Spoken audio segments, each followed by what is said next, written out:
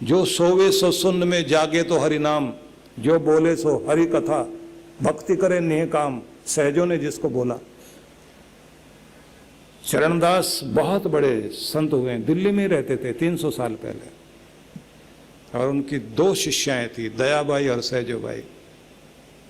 अलग कुटिया लेकर के साधना करने गई, और जब परमात्मा हृदय में उतरा तो गीत उतरने लग गए।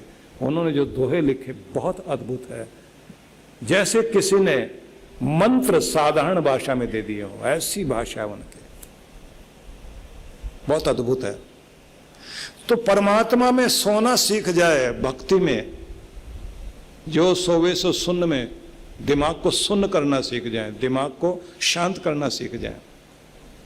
जो सोवे सो सुन्न में, जागे तो हरि नाम, परमात्मा में जाग जाओ, बोले तो हरि कथा, चर्चा हो तो भगवान जैसी चर्चा, दिव्य चर्चा।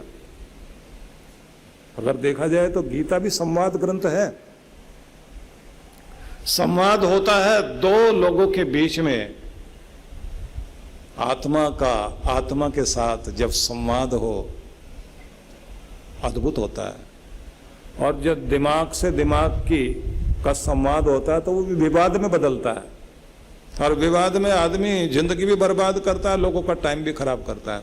ज्यादातर हम लोगों के बीच में संवाद नहीं होता, विवाद ही होता है। और विवाद जब होने लग जाता है तो फिर आप लोग जानते हैं, संवाद वाले का संवाद खत्म होता धन्यवाद के साथ, और विवाद वाले का विवाद तो खत्म होता नहीं, उसमें भोग तो पड़ता ही नहीं। तो जो परमात्मा में जी रहा है उसका संवाद शुरू होता है, वो भी दिव्य संवाद, अच्छी चर्चा, अच्छे लोगों के साथ बैठना, अच्छी चर्चा करना। और उसमें भी मजे की बात, जो बोले सो हरि कथा, भक्ति करे नेह काम। और अगर भक्ति करने बैठे, भगवान से अरदास भी कर रहे हैं ना, तो मंगता बन के नहीं करता, धन्यवाद करने के लिए बैठता। मैं एक निवेदन करूंगा आप सभी से, अभी तक आप जैसे भी भक्ति में बैठते थे, आज से एक नियम बनाओ, मुंह लटका के नहीं जाना, हंसते मुस्कुराते हुए जाओ और धन्यवाद करने के लिए बैठो और कहो तेरा दिया बहुत कुछ है, तेरी बड़ी कृपा है, हम बहुत प्रसन्न है प्रभु। प्रसन्नता लेकर जाइए और प्रसन्नता लेकर वापस आइए, झोले में फूल लेकर के आओ, भगवान प्रसन्नता दे, आप खिल जाओ बैठकर वहां, रोनी सूरत बनाओ ही नहीं। मंदिर से बाहर आए, एक पंडित थे राजगुरु, हमारे पास जब आते थे, वो सुबह सुबह आके हमारे पास खड़े होते थे और मूछों पे ताव देखे ऐसे खड़े होते, मूछे रखते थे, वो छोटी छोटी दाढ़ी थी। मैंने कहा क्या हो? एनर्जी लेके आया हूँ। मैंने कहा कहाँ से आया? मंदिर से आया हूँ। क्या किया है? पूजा पाठ यज्ञ वज्ञ कर लिया, खूब एनर्जी आ गई है। इतने खुश लगते थे। मैंने कहा कभी कभी उदास भी होते हो? बोले बस जिस दिन जो है ठीक से पूजा ना हो पाए, जिस दिन आनंद में नहीं बैठ पाए, जिस दिन खुश ना हो पाए, सारा दिन रोनी सूरत बन जाती है। वो भगवान से मिलने के लिए गए, दुनिया के सबसे बड़े राजा महाराजा से मिलकर आ रहे हैं और उसके बाद भी चेहरे पर उदासी हो, लटका हुआ चेहरा हो, तो फिर क्या मिले? उस मालिक से मिलकर आए हैं, अपना आनंद वाला भाव लेकर के जाओ, धन्यवाद करके आओ, देखो खिल जाएगा जीवन। कभी कभी हो सकता है कि उदासी में आंसू दिए जा सकते हैं। जब कोई बात नहीं बन पा रही हो ना, कबीर बैठे ध्यान में, नहीं लगा ध्यान, नहीं आई अनुभूति, रोने लगे। कबीरा हंसना बंद कर, रोने से कर प्रीत, रो कर के ही पाए प्रेम प्यारा मीत। अब तो लगता है रोने से मिलेगा, उसके लिए बिलखना पड़ेगा, व्याकुलता उत्पन्न करनी पड़ेगी, तब रोए। हर समय रोने की आदत मत बनाओ, खुश होकर के जाओ, आनंद मनाते हुए जाओ। तो कृष्ण भगवान ने यह कहा कि कछुए की उपमा को याद करो। जैसे वो अपने अंगों को समेटकर अपने को सुरक्षित करता है, तुम्हें भी स्वयं को सुरक्षित करना है। तुम्हारी इंद्रियां संसार के विषयों की तरफ चलते चलते तुम्हारे मन को भटकाती हैं और उससे तुम अपने परमात्मा के आनंद से और उसकी भक्ति से दूर हो जाते हो। तो तुम्हें केंद्रित रहना आना चाहिए। इसे मैं दूसरे अंदाज से कहना चाहूंगा कि जिस प्रकार से कछुआ अपने लक्ष्य की तरफ चलता जाता है, धीरे धीरे धीरे धीरे धीरे धीरे मंथर गति से चलता है, लेकिन अगर कोई छेड़ने आ जाए तो उस समय वो अपने को बचाने के लिए सारे अंग अपने जो है अंदर समेट लेता है और ऐसा हो जाता है जैसे निर्जीव हो गया। हम बचपन में देखा करते थे कि घर के पास में तालाब था, तो उसमें से बहुत सारे कछुए बाहर आ जाते थे। तो साथ साथ जाके हम लोग कभी कभी, बच्चे तो गलतियां करते ही हैं, तो जिधर वो जा रहा होता था ना उसको उठा के दूसरी तरफ उसका मुंह करके छोड़ के आते थे। और वो भी अपने अंग अंदर छिपा करके पूरा वेट करता था। आहट आनी जब बंद हो जाती थी, आहट से जो है प्रकंपन होते हैं, वाइब्रेशन आती है, तो जमीन में ये जानवर बहुत संवेदनशील होते हैं। तो जैसे वो लगता था कछुए को कि सब गए, उसके बाद अपने अंग बाहर निकाल कर और अपने आप को उलटता था। जिधर मुंह कर दिया गया उधर नहीं जाता था, जिधर लक्ष्य होता था फिर उधर मुड़ के जाता था। इसलिए आप दक्षिण भारतीय मंदिरों में देखेंगे भगवान शिव के शिवालय में जहां नंदी बैठे हैं तो उनसे आगे कछुआ रखा हुआ है, ये दर्शाने के लिए कि भक्ति की तरफ चलने वाले व्यक्ति, भगवान की तरफ चलने वाले भक्त कछुए से सीख ले कि जैसे वो लक्ष्य भूलता नहीं, निरंतर चलता है, लगातार निरंतरता उसमें रहती है। जिसकी भक्ति में निरंतरता है उसको भगवान जरूर मिलेंगे और उससे सफलता जरूर मिलेगी। तो थोड़ा ही प्रयास सही, लगातार जिसका प्रयास जारी है, लक्ष्य जो भूलता नहीं, सफलता उसे मिलती है। तो आज जो मैंने आपको बताया उसमें कुछ चीजें और जोड़नी है आपको, जो आपके लिए प्रयोग करने के लिए जरूरी होंगे। एक, आपको अपने समय के साथ, खुद के साथ निष्ठुर होना पड़ेगा, कठोर, ना वक्त खराब जाए, ना आपकी आदतें खराब। आपको अपने आलस्य को जीतना है, मन से भी आलस्य नहीं करना, क्योंकि जिंदगी कीमती है। पृथ्वी एक उपग्रह है जिस पर आप रहने के लिए आए, यहाँ थोड़ा वक्त मिला है, इसे बहुत अच्छे से बिताइए क्योंकि आप कीमती हैं। और ऐसे कीमती इंसान को, जिंदगी को कीमती बनाने के लिए अपना ख्याल रखना होगा। तो कठोर हो जाइए।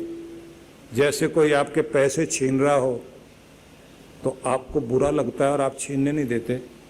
आपका कोई वक्त छीने, आपकी कोई प्रसन्नता छीने, आपकी खुशी छीन ले कोई, या फिर आपका आलस्य आपसे आपका कर्तव्य ना करने दे, कठोर हो जाइए आज से। ये पहली चीज याद रख लीजिए। कितने लोग तैयार हैं? हाथ खड़े करके बताएं।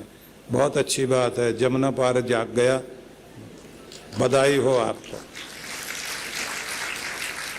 बहुत तरह की शक्तियां आपके पास हैं। दूसरी बात कह रहा हूं, प्रेम भी एक शक्ति है, बुद्धि भी एक शक्ति है, धन भी एक शक्ति है, संगठन की भी शक्ति है, लेकिन मुस्कुराहट की भी एक शक्ति है।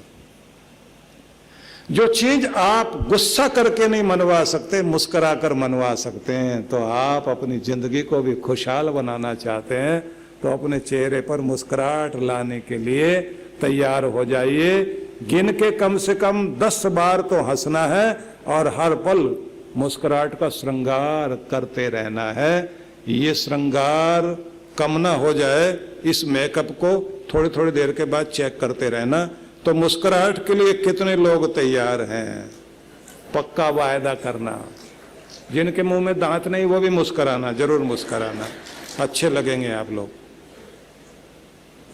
ये भी याद रखना है आपको कि हंसना है, पर किसी पर नहीं हंसना, किसी की मजाक नहीं उड़ानी है, किसी को नीचा नहीं दिखाना है। एक बार हंसी थी द्रौपदी, महाभारत खड़ा हो गया। उदाहरण बहुत हैं, बस इस बात का ध्यान रखना, हंसना जरूरी है। तीसरी बात, अपनी शक्ति को जगाइए। आपकी शक्ति जिस जिस चीज में है उसे ध्यान रखें। आपके प्राणों में शक्ति है, प्राणायाम करो। आपके मन में शक्ति है, मनोबल बढ़ाओ। आपकी बुद्धि की शक्ति अद्भुत शक्ति है, रोज नया सीखिए। आपकी आत्मा की शक्ति से बढ़कर दुनिया में कोई शक्ति नहीं है। आत्मबल बढ़ाओ तपस्या के द्वारा। और आपके शक्ति दिखाई देती है तन में, शरीर में, तो व्यायाम के द्वारा अपनी शक्ति को बढ़ाओ। तो इसमें कुछ चीजें ध्यान रख लेना।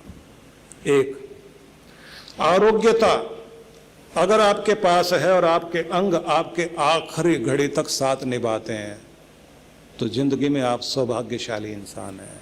और भगवान से मांगो भी सही कि भगवान इस लायक बना मुझे कि जब तक जीऊं मुझे किसी से सहारा लेने की जरूरत ना पड़े, मेरा शरीर साथ निभाता रहे।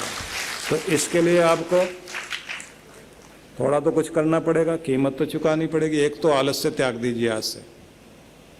कार्डियो एक्सरसाइज रोज करनी है, हार्ट ठीक चले, ब्लड सर्कुलेशन अच्छा हो, तो थोड़ी सी हर दिन सैर भी पहला चक्कर धीरे धीरे, बाद में धीरे धीरे बढ़ा देंगे, स्पीड बढ़ाएंगे और आखिर में धीमे होते होते आप एक जगह बैठ जाइए और वहाँ बैठकर थोड़ी देर शांत करें अपने आप को, फिर स्ट्रेचिंग करें, योगासन करें और बाद में थोड़े प्राणायाम।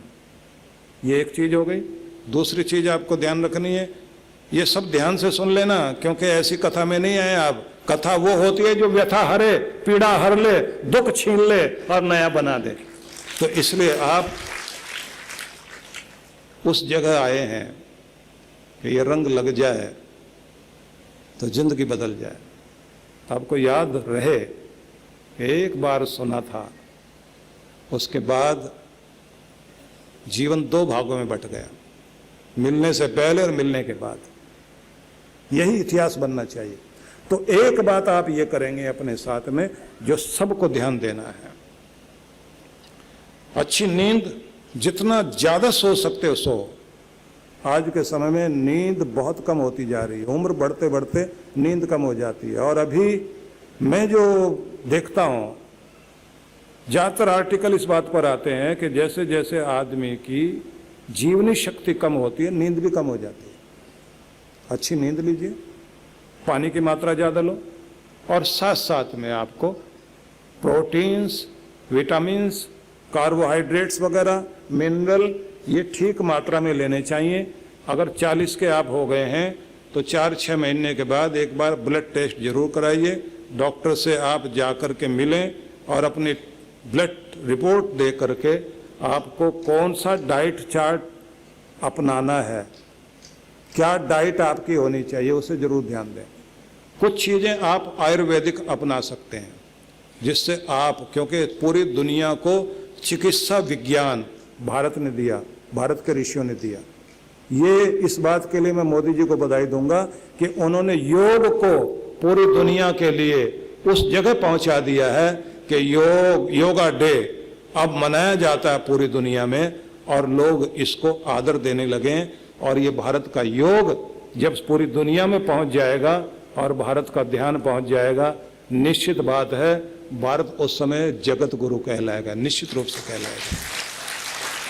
तो योग और आयुर्वेद, इसको हम बहुत महत्व दें। एक बात आपको घर परिवार की कहना चाहता हूं, और वो ये, आपका घर प्रेम का मंदिर है, अपनी अकड़ दिखाने के लिए नहीं। अगर कभी झुककर भी अपना घर बचाना पड़े, सॉरी भी बोलना पड़े, तो जरूर बोलना और घर को नहीं टूटने देना। वो अकड़ किस काम की जो सदा रुलाए। वो झुक जाना अच्छा जो सदा मुस्कुराने के लिए मजबूर कर दे। इसलिए अपने घर में बात बात में गुस्सा करना, झगड़ा करना छोड़ दीजिए। और पति पत्नी जब भी साथ बैठे हैं तो हर समय लड़ना ही जरूरी है, ऐसा क्यों भाई? ये जो कहते हैं ना कि जिंदगी जंग है जब तक पत्नी संग है, जहां बैठो वहीं लड़ना नहीं। तो जो लड़ाई को झगड़े को छोड़ के मधुरता को अपनाएंगे वो जरा हाथ खड़े करके दिखाएं कौन कौन है। कुछ महिलाओं ने तो हाथ नीचे ही रखा, भाई हमारी तरफ से तो हमारे तो बस का है नहीं। वो बहुत ईमानदार महिलाएं हैं। अब की बार दोबारा खड़े करिए, कितने लोग हैं जो अपने घर को प्रेम और शांति का मंदिर बनाने के लिए तैयार। अब की बार सब तैयार हो गए। भगवान करे ऐसा ही हो। बधाई हो आप सबको।